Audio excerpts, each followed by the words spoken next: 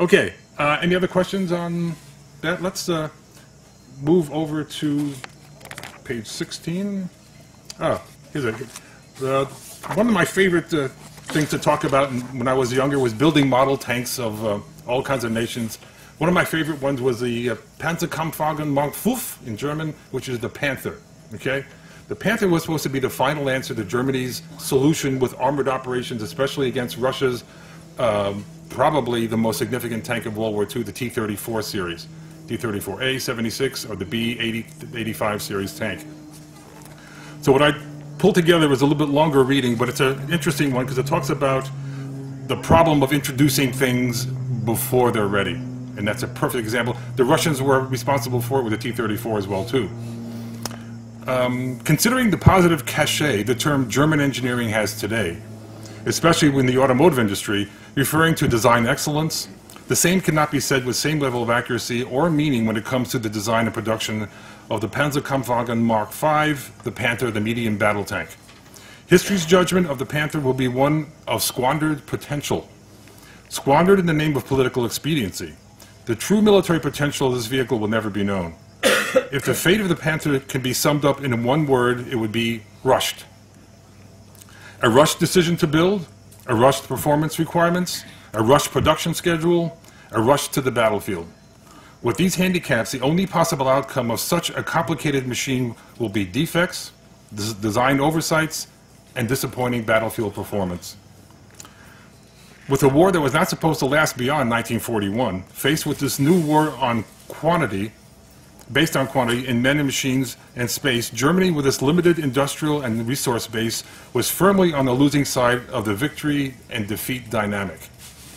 Attempting to build a complicated and expensive machine under a decentralized organization and management with semi and untrained labor, some of it slave labor, under almost daily Allied aerial bombardment, would have put even the strongest industrial power at wit's end. Based on the actual results with the Panther, it is commendable that it did as well as it did under such strained circumstances. A listing of the operational problems of the Panther read as follows.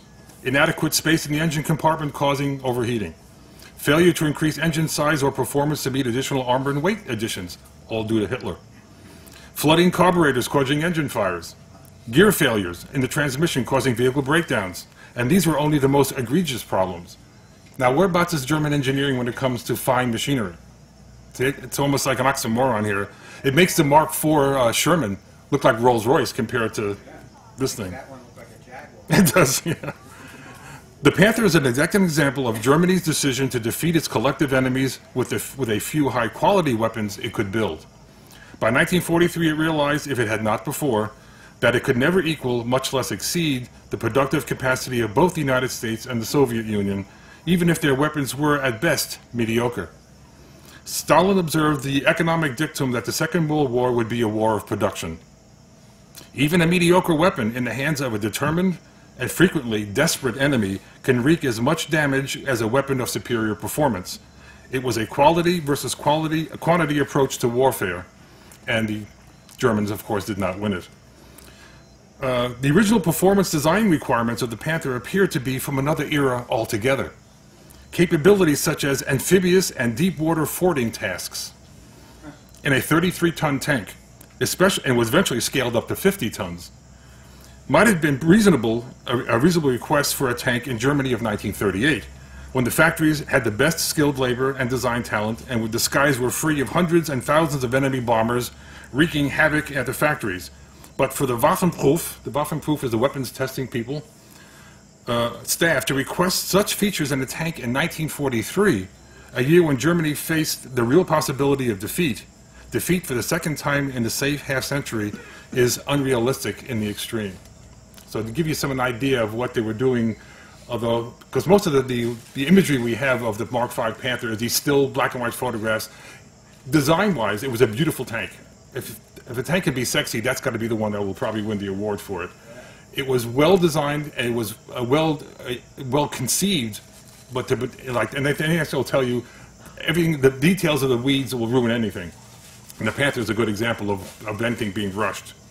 Any questions on that particular? Of course, I'm going to ask you to go into the story of the Tiger tank. Well, that's another book altogether, I think. Okay. Yeah. The Tiger tank could probably follow the same lines of rush development, improper deployment, outdated doctrine in its deployment, along the same with the Panther. Aren't there like several versions of it too? Oh, the Tiger? Yeah. The two. Tiger 1 and the slope-sided heavier Tiger 2.